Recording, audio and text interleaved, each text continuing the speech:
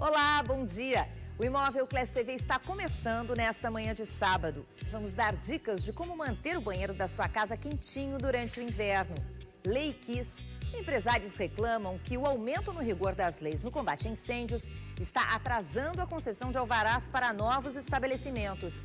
A rede hoteleira da capital prevê lotação máxima nos dias de jogos da Copa do Mundo. E esse é o assunto da nossa entrevista de hoje.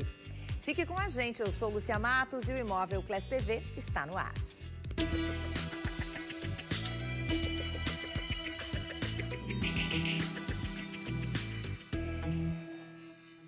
Aprovada no final do ano passado, a Lei Kiss aumenta o rigor na prevenção contra incêndios. Mas empresários reclamam que a mudança está atrasando a concessão de alvarás para novos estabelecimentos. De acordo com a Federação das Associações de Municípios, o Rio Grande do Sul tem 30 mil pedidos de licenças parados. São lojas, escritórios, empresas, indústrias e até hospitais. Para tentar solucionar o problema, a FAMURS apresentou 13 emendas à proposta que devem ser votadas na próxima semana.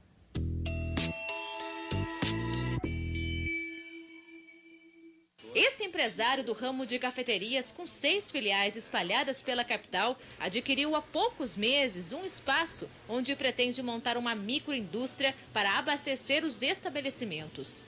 Apesar do projeto estar pronto, ele não consegue iniciar as reformas porque ainda não obteve a certidão que permite começar as obras no prédio. Nós estamos há 90 dias esperando uma certidão para poder mexer no prédio, né? Qual é a nossa intenção? Nós queremos já construir o nosso projeto o mais dentro da lei possível. A demora nos processos é reflexo da implantação da nova Lei Kiss, que entrou em vigor no final do ano passado, mas que ainda não foi regulamentada e que elevou o rigor na prevenção contra incêndios. Eu acho que a Lei Kiss ela é válida para o fator de segurança, uma nova visão, né, para o empresariado quando for abrir o seu negócio, que tenha uma visão focada nisso. A burocracia aumentou. E não são somente os proprietários do setor de alimentação e casas noturnas que sentiram o impacto. O mercado imobiliário vem sendo fortemente afetado.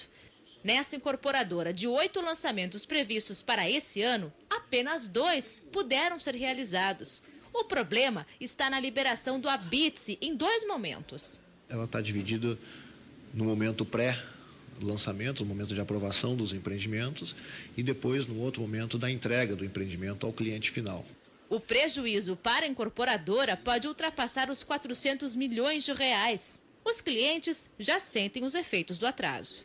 Tem planos de mudança, muitas vezes programa uma entrega do imóvel alugado, assume outros compromissos e isso é postergado por 2, 3, 4, 5 meses. Nesta sexta-feira, uma decisão liminar do Tribunal de Justiça do Rio Grande do Sul suspendeu um dos itens de maior polêmica da nova lei, que as prefeituras não poderiam conceder o alvará provisório antes da vistoria dos bombeiros sobre o plano de prevenção contra incêndios.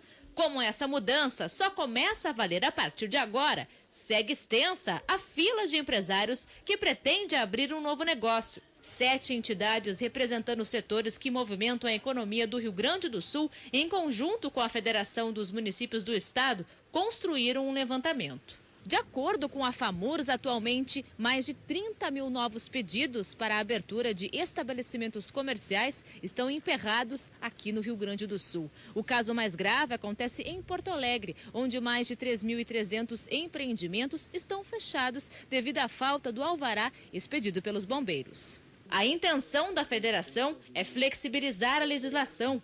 Por isso, 13 emendas devem ser analisadas pelos deputados no dia 20 de maio. Se aprovadas, vão ser anexadas à lei. O pedido nosso é a separação dos locais de baixo impacto para sinistro para aqueles de alto impacto.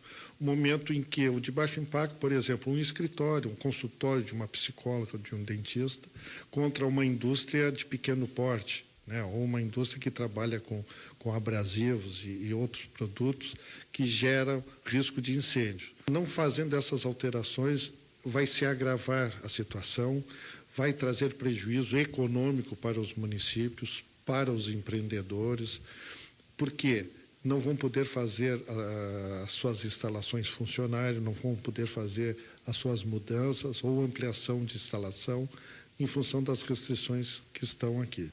Com a lei em vigor, o Corpo de Bombeiros ficou sobrecarregado. De acordo com o comandante da corporação, o efetivo atual não é suficiente para realizar as vistorias, mas que mudanças estão previstas para um curto prazo. Nós tínhamos uma legislação que ela deixava um pouco em dúvida de quem era a responsabilidade de determinada situação. E essa lei, ela é importante nesse sentido. Houve uma demanda muito maior do que era o normal de planos de prevenção. O Corpo de Bombeiros tem a sua estrutura defasada, nós estamos melhorando nesse sentido, mas ainda estamos, como eu disse, como todos, nos adaptando à lei nova. O governador Tarso Genro falou sobre o caso. Agora nós estamos fazendo uma negociação empurrada por nós, inclusive. Eu acho que tem flexibilizações que podem ser feitas e que devem ser feitas, que agilizem o processamento sem colocar em risco a vida das pessoas.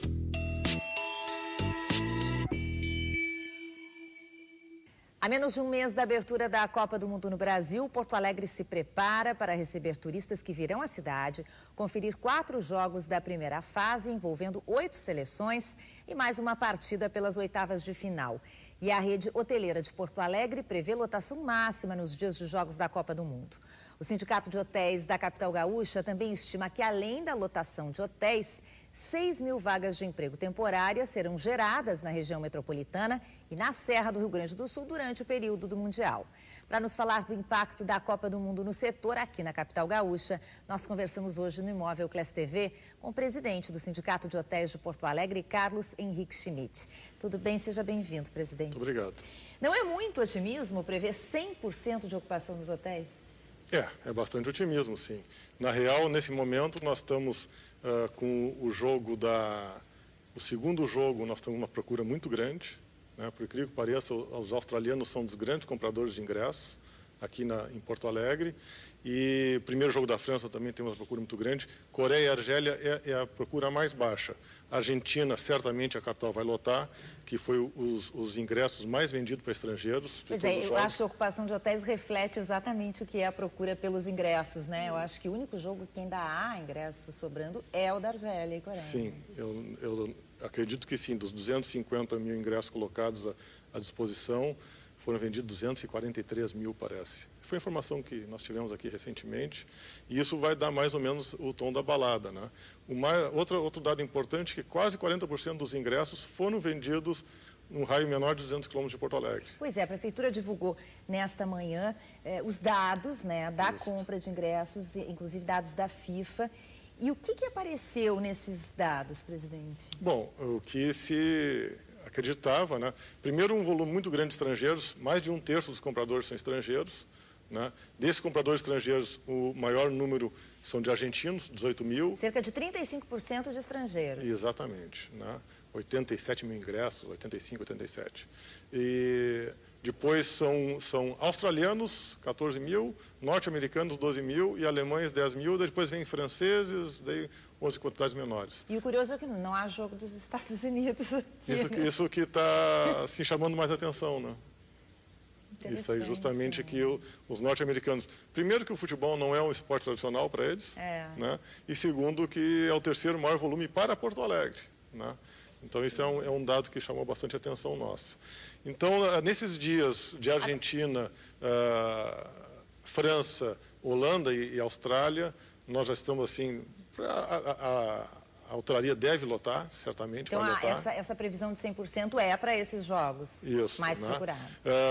O último jogo das oitavas de final, como não se sabe ainda quem vai jogar, né, seria Portugal e Alemanha de uma chave, na outra chave não me lembro quem poderia ser. Então, também está havendo, não existe ainda aquela procura maior, mas certamente nos últimos 5 dias vai haver uma procura enorme que deve lotar a nossa rede hoteleira também. A maioria dos ingressos comprados para Porto Alegre, como o senhor tinha dito, é da região do Rio Grande do Sul, da região sul. Sim, mesmo. É um raio menor de 200 quilômetros. Então, pegaria quase Pelotas, ali Cachoeiro do Sul e um pouquinho depois de Caxias, né, perto de Vacaria, Caxias e Torres, né? Esse seria mais ou menos o raio, que foi a maior quantidade de vendas de ingressos.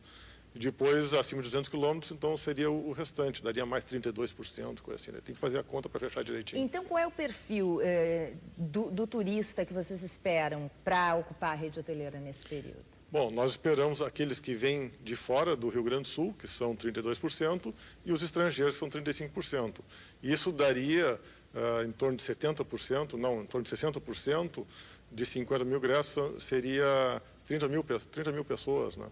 Então, a nossa rede hoteleira hoje, quando nós negociamos com a FIFA, há 7 anos atrás, a rede hoteleira de Porto Alegre tinha um pouquinho menos de 8 mil apartamentos, né? E a FIFA exigiu 3 mil apartamentos, mas depois, no final, acertamos com 2 mil apartamentos de bloqueio para eles. Quer dizer, a FIFA fez uma pré-reserva. Fez uma pré-reserva, De exato. quantos? 3 mil? Não, ela pediu 3 mil e acabou fechando em 2 mil, né? Hoje, Porto Alegre está com 10 mil apartamentos, houve um incremento da rede hoteleira e a FIFA tem confirmado, não é de forma linear, né? Existe uma concentração maior no período, nos dias dos jogos e dia anterior, mas em torno de 900 a 1.000 apartamentos. Eles ficaram com mais ou menos metade dos apartamentos dos bloqueios eles mantiveram. Hoje aqui no Imóvel Class TV, eu converso com Carlos Henrique Schmidt, presidente do Sindicato de Hotéis de Porto Alegre. A gente está falando sobre a expectativa desse setor em relação aos Jogos da Copa do Mundo aqui em Porto Alegre. Em instantes a gente segue com essa entrevista e ainda hoje tem as dicas de como manter o banheiro da sua casa quentinho durante o inverno. Uma dica para aquecer o seu banheiro é usar um toalheiro térmico como esse. Quer saber como? Daqui a pouco.